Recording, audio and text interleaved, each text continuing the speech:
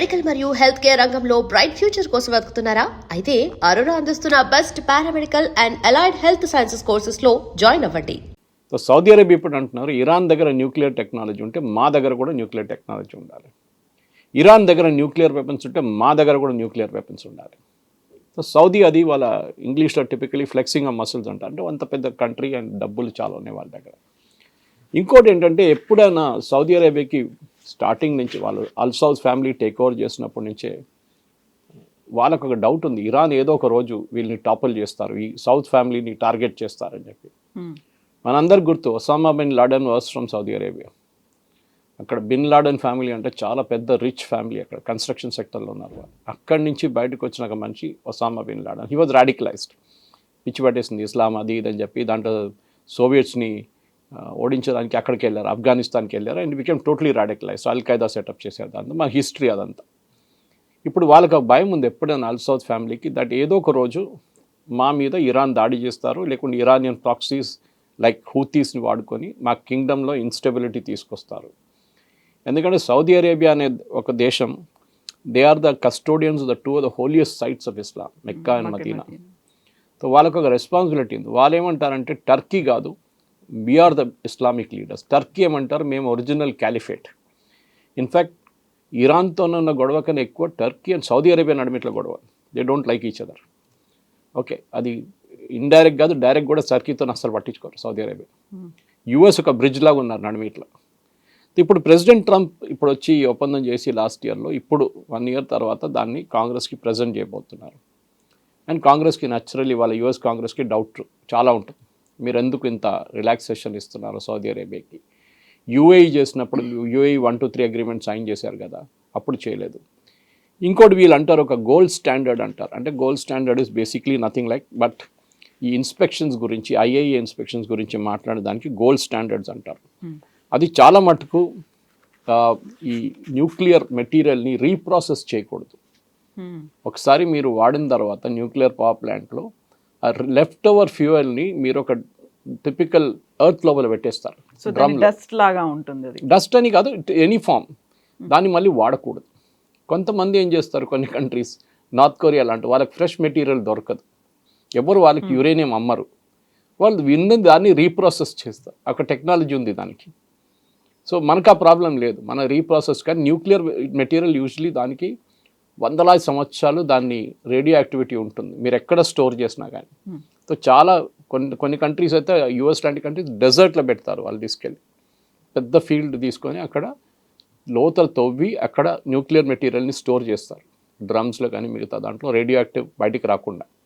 And that will go on for 1000-2000 years. అది దాన్ని ముట్టలేమా తర్వాత అక్కడే ఉంటుంది. అది ఏదో 5-10 సంవత్సరాల తర్వాత దాని లైఫ్ అయిపోయింది బయటికి దిగుతామంటే కదా, దాని హాఫ్ లైఫే చాలా పెద్దది. ఇది మనం మెయిన్గా గమనించాలన్నమాట. సో యుఎస్ ఇప్పుడు సౌదీ అరేబియాకి ఎందుకు అమ్ముతున్నారంటే, ఒకటి సౌదీ అరేబియా థ్రెటన్ చేశారు ఓపెన్లీ యుఎస్ని, మీరు ఇవ్వకపోతే మేము చైనా దగ్గర నుంచి తీసుకుంటాం న్యూక్లియర్ టెక్నాలజీ, మేము ప్లాంట్ వాళ్ళ సహాయంతో కట్టుకుంటాం.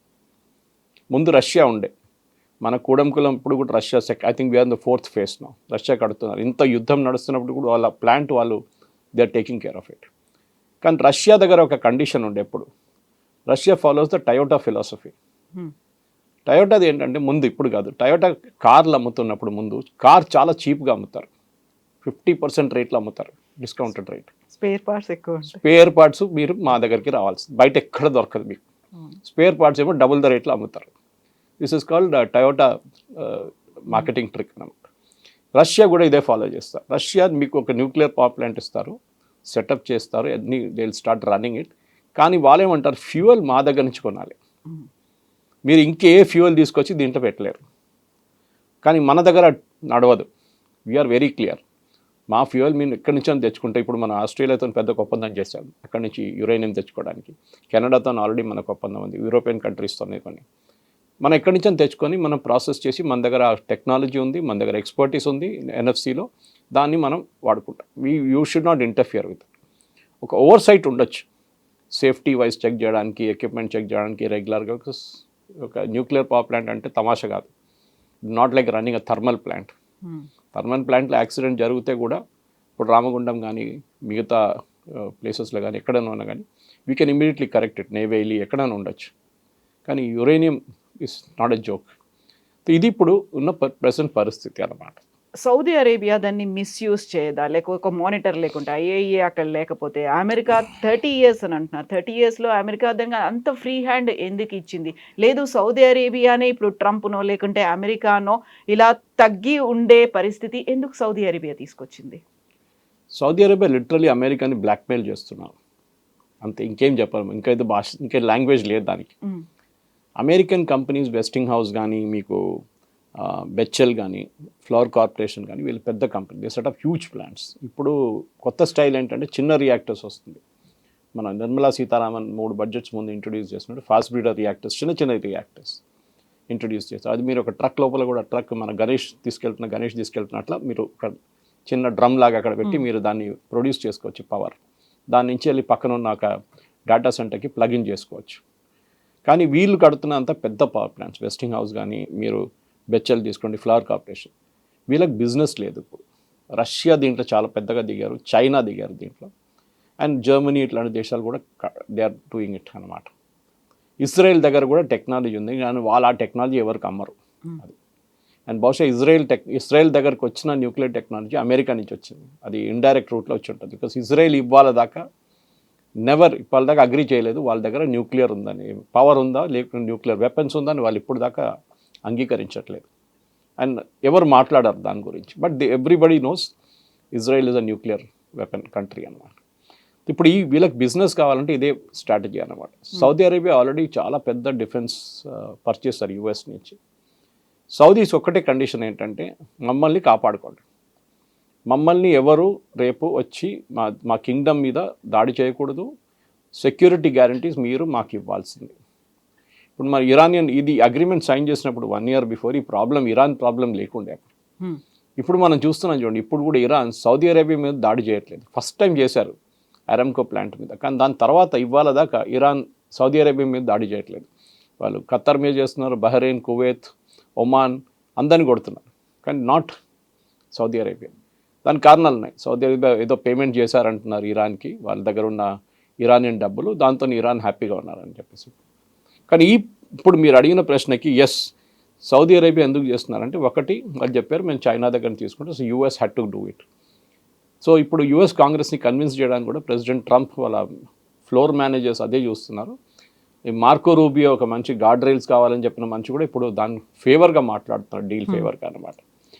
ఇంకోటి యుఎస్ ఎప్పుడు ఇట్లాంటి అగ్రిమెంట్స్ చేస్తున్నప్పుడు ఏదైనా కానీ వాళ్ళు ఒక అబ్రహాం అకార్డ్ అని చెప్పి ఒక అకార్డ్ ఉంది, where you have to recognise Israel. అన్ని ముస్లిం దేశాలు ఇజ్రాయెల్ని ఒక దేశంగా గుర్తించాలి. యుఏఈ చేసేసారు, బహ్రెయిన్ చేశారు, I think even Oman has done it. కానీ సౌదీ అరేబియా చేయలేదు. ఇన్ఫ్యాక్ట్ సౌదీ అరేబియా సంతకం పెట్టడానికి వచ్చినప్పుడు అక్టోబర్ 3rd weekలో 3 years బిఫోర్ సంతకం పెట్టడానికి వచ్చిన టైంకి గాజా నుంచి ఇజ్రాయెల్ మీద దాడి జరిగింది, October 7th massacre.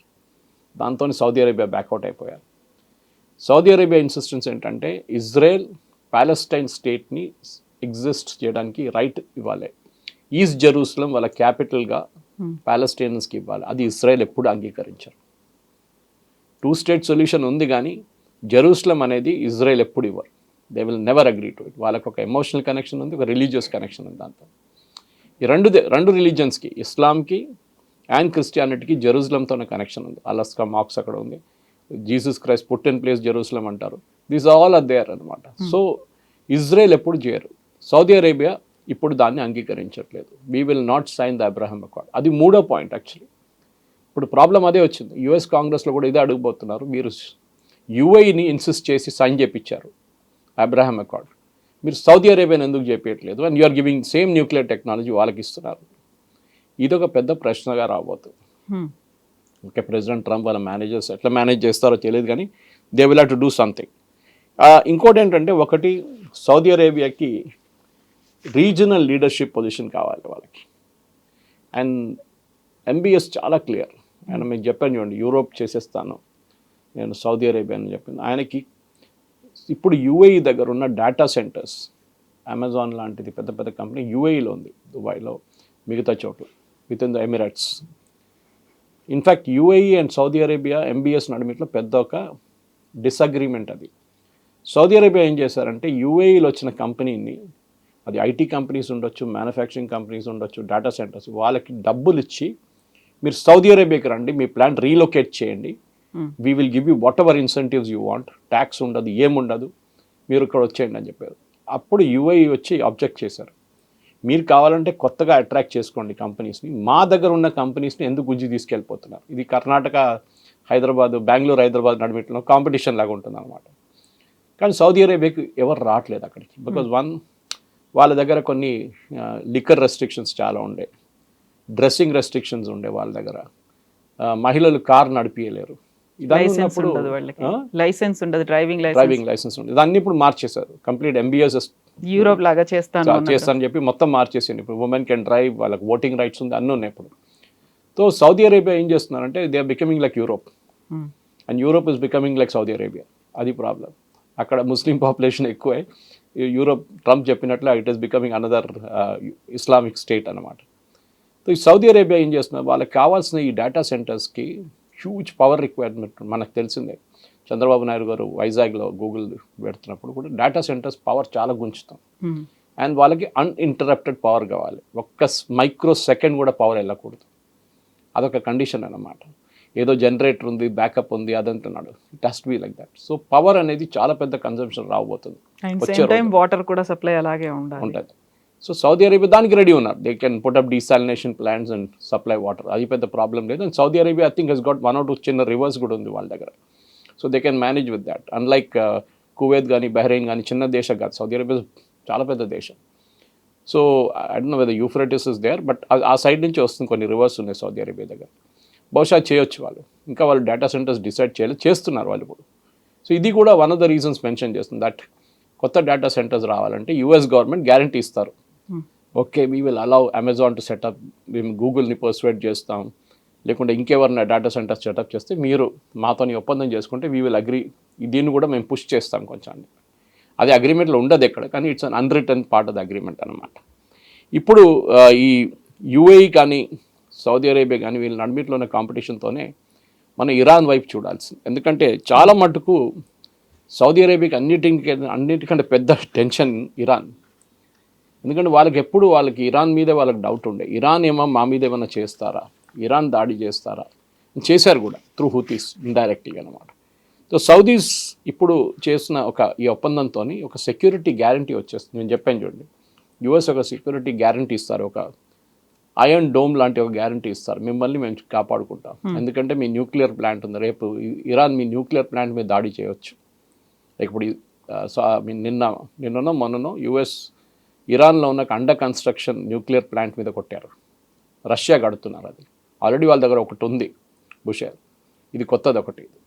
So Iran కూడా ఇప్పుడు క్వైట్ అయిపోతారు దాని తర్వాత, ఎందుకంటే ఇరాన్ దగ్గర యురేనియం రావట్లేదు. ఇప్పుడు ముందు చైనా ఇస్తుండే యురేనియం, ఇప్పుడు చైనా ఇవ్వట్లేదు, రష్యా ఇచ్చారు యురేనియం, రష్యా కూడా ఇవ్వట్లేదు. ఇప్పుడు రష్యన్ టెక్నీషియన్స్ అందరూ వెళ్ళిపోయారు, ఈ యుద్ధం మొదలైనప్పటి నుంచి రష్యన్ టెక్నీషియన్స్ వాళ్ళ దగ్గర ఉన్న ఇరాన్లో ఉన్న న్యూక్లియర్ పవర్ ప్లాంట్ నుంచి వెళ్ళిపోయారు వాళ్ళు. Mostly it is in a shut down mode నా అనమాట.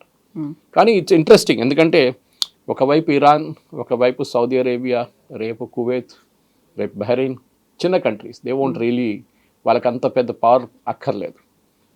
ఈ రెండు పెద్ద దేశాలు మిడిల్ ఈస్ట్లో ఉన్నది ఒకటి Saudi Arabia and other is Iran, and of course UAE ఉంది అనుకోండి, బట్ దే ఆర్ ఎమిరేట్స్, కానీ ఈక్వల్ సైజ్ ఉంటుంది వాళ్ళది, ఒక థర్డ్ బిగ్గెస్ట్ అని చెప్పొచ్చు. వాళ్ళు న్యూక్లియర్ పవర్ ప్లాంట్ తెచ్చుకున్నారు, ఇరాన్ న్యూక్లియర్ పవర్ ప్లాంట్ తెచ్చుకున్నారు, వాళ్ళు ఆల్రెడీ ఇట్స్ రన్నింగ్, ఇక్కడ మాకు ఎందుకు ఇవ్వట్లేదు అని సౌదీ అరేబియా అడుగుతుంది. సో ట్రంప్ చాలాసార్లు చెప్తూ వచ్చారు, మిడిల్ ఈస్ట్ అనేది ఒక క్రైసిస్ లాగా ఉంది, ఒక సంక్షోభం, యుద్ధ వాతావరణం ఉంది, నేను ఎంటర్ అవ్వాల్సినటువంటి పరిస్థితి ఉంది అనేది. అలా ఇరాన్ని హ్యాండ్లో తీసుకునే ప్రయత్నం చేసినప్పటికీ కూడా సౌదీ అరేబియా అంటే ఒక సాఫ్ట్ కార్నరో లేకుంటే ఇప్పుడు పెట్టాల్సినటువంటి కండిషన్ ఒక గ్లోబల్ థ్రెట్ లాగా ఉంది. ఇవన్నీ మిస్ చేయడం వల్ల యురేనియం ప్లాంట్కి సంబంధించి జియో పొలిటికల్గా చూసినా లేకుంటే జియోగ్రఫీ పరంగా చూసినా సౌదీ అరేబియా అంటే అమెరికాకు అంత ఎందుకు పట్టుంది? వాళ్ళ బేసిస్ని పెట్టుకున్నారన్నా లేకపోతే అంతకు మించి ఏమైనా ఉందా? అమెరికాకు తెలుసు, చాలా సంవత్సరాల నుంచి సౌదీ అరేబియా చాలా ఒక రిలయబుల్ పార్ట్నర్ ఉన్నారు. ఈవెన్ ఎంబీఎస్ వాళ్ళ ఫాదర్ కింగ్ ఉన్నప్పుడు కూడా చాలా మటుకు ఇన్ఫ్లుయెన్స్ ఉండేది. కింగ్ ఫాదర్ ఉన్నప్పుడు కూడా చాలా సౌదీ అరేబియా ఇన్ఫ్లుయెన్స్ యూఎస్ మీద ఇప్పుడు కాదు, 30-40 సంవత్సరాల నుంచి. వాళ్ళ బేసిస్ ఒకటే కాదు. ఆయిల్ క్రైసిస్ వచ్చినప్పుడు, ఒపెక్ క్రైసిస్ వచ్చినప్పుడు అంతా సౌదీ అరేబియా చాలా మటుకు యూఎస్ని సహాయం చేస్తారు, యూఎస్ కూడా చేశారు రిటర్న్. అప్పుడు సౌదీ అరేబియా మీద ఇప్పుడు కూడా డిపెండెన్సీ ఉంది. ఆ డిపెండెన్సీ మీకు మిడిల్ ఈస్ట్లో ఎక్కడ కనిపించదు. ఈవెన్ టర్కీ మీద కూడా అమెరికాకి అంత విశ్వాసం లేదు. వాళ్ళు అంటారు, అప్పుడు ట్రంప్ అంటారు ఎర్దోగాన్ ఇస్ మై ఫ్రెండ్ అంటారు, మన ఈయన చెప్పినట్లు, ఫీల్డ్ మార్షల్ చెప్పినట్లు. కానీ back of his mind stability అనేది సౌదీ అరేబియాలో ఉంది. ఇరాన్ అన్స్టేబుల్, యుఏఈ మేనేజబుల్, కానీ ఏడు రాజాలు ఉన్నారు అక్కడ. They are all ruling together as an emirate. వాళ్ళ నడిమిట్లో డిఫరెన్స్ ఒపీనియన్ ఉంది, అండ్ వాళ్ళ దగ్గర ఆయిల్ ఎక్కువ లేదు. ఖతర్ ఈజ్ ఫర్ ఎవర్ ఒక అన్స్టేబుల్ కంట్రీ, ఎందుకంటే వాళ్ళ దగ్గర ఈ టెర్రరిస్ట్ గ్రూప్స్ అందరు కూర్చున్నారు. ఓకే, ఒక ఏం చెప్తారు, రీజన్ ఆఫ్ స్టెబిలిటీ చూస్తే మీకు సౌదీ అరేబియా అక్కడ, and size wise huge. So రేపు యురేనియం మీరు డిగ్ చేయడానికి, ఇప్పుడు టెక్నాలజీ చెప్పాను చూడండి, వాళ్ళ యురేనియం ఉంది, ప్రాస్పెక్ట్ చేయొచ్చు, కానీ దాని టెక్నాలజీ లేదు బయటికి తీయడానికి. యురేనియం ఏమో మన మిగతా టెక్నాలజీ లాగా కాదు. మీరు కోల్ టెక్నాలజీ కోసం ఎవరైనా పెద్ద కోల్ కంపెనీని పిలిపించి మీరు ఎక్విప్మెంట్ తెచ్చుకోండి, మీరు డిగ్ it out and take it out అంటే ఇట్స్ ఈజీ సొల్యూషన్. అది కాదు, it is very very restricted. So అది యుఎస్, రష్యా, చైనా, మన దగ్గర ఉంది, కానీ మన దగ్గర యురేనియం లేదు ఎక్కువ. ఆంధ్రప్రదేశ్ వైపు ఎక్కడ ఉంది కొంచెం, కానీ that is not a major thing మన మధ్యప్రదేశ్ వైపు. బట్ మనం మేజర్లీ 99% బయట నుంచి తెచ్చుకుంటాం మనం. ఆ ప్రాబ్లం సౌదీ అరేబియాకి ఉంది ఇప్పుడు. సో సౌదీ అరేబియాకి యుఎస్ హెల్ప్ కావాలి. యుఎస్కి ఏమో ఒక స్టేబుల్ కంట్రీ ఆ సైడ్లో, ఇరాన్ని అడ్డుకోవడానికి ఒక స్టేబుల్ కంట్రీ కావాలి. ఇరాన్ అంటారు మా దగ్గర న్యూక్లియర్ టెక్నాలజీ అంటారు, రేపు సౌదీ అరేబియా అంటారు మా దగ్గర కూడా న్యూక్లియర్ టెక్నాలజీ ఉంది. Okay, please remember that. Tomorrow if Iran God forbid weapons develop చేస్తే సౌదీ అరేబియా అంటారు మా దగ్గర కూడా వెపన్స్ చేయాలి, ఎందుకంటే యుఎస్ మా మీద రెస్ట్రిక్షన్స్ పెట్టలేదు, ఎన్రిచ్మెంట్ రెస్ట్రిక్షన్స్. ఒక ఫ్రీ హ్యాండ్ ఉంది, మాకు ఫ్రీ హ్యాండ్ ఉంది. కానీ యుఎస్ ఏమంటున్నారు, we will inspect it. US ఒక కొత్త ఐఐఈగా మారిపోతున్నారు, international atomic energy agency inspector లాగా యుఎస్ మారిపోతాం. మేము చెక్ చేస్తాం, we will regular inspection Saudi అరేబియాతోని, that they will not go beyond 3.67%. వాళ్ళు 5%, 10%కి వెళ్ళరు, మేము అది చూసుకుంటామని చెప్పి అష్యూరెన్స్ ఇస్తున్నారు. కానీ చెప్పలే, ఎందుకంటే ఈ మిడిల్ ఈస్ట్ అనే పాలిటిక్స్లో మనం అర్థం చేసుకోవాల్సింది ఏంటంటే అక్కడ అన్ని ఫ్యామిలీస్ రూల్ చేస్తారు. ఓకే, ఎక్కడ మీరు జార్డన్ నుంచి మొదలు పెడితే మీరు Lebanon possibly the only country, కానీ అది టెక్నికలీ మిడిల్ ఈస్ట్ అని చెప్పలేము. జార్డన్ ఏం చెప్తారు, ప్యాలెస్టైన్ అన్నీ అటువైపు ఉంది, ఇజ్రాయెల్ కూడా. టిపికల్ మిడిల్ ఈస్ట్ అనేది ఈ దేశాలు ఉన్నాయన్నమాట మీ దగ్గర. సో అక్కడ సౌత్ ఫ్యామిలీ కానీ, దాంతో యుఏఈ కానీ, ఖత్తర్ కానీ, బహ్రెయిన్ కానీ, కువైత్ కానీ, ఒమాన్, ఎక్సెప్ట్ ఇరాక్లో ఇప్పుడు ఒక డెమోక్రసీ ఉంది, అక్కడ మొనార్కీ లేదు, అక్కడ ఫ్యామిలీ రూల్ లేదు, అక్కడ ఉండే ముందు సదాం హుసేన్ ఉన్నప్పుడు.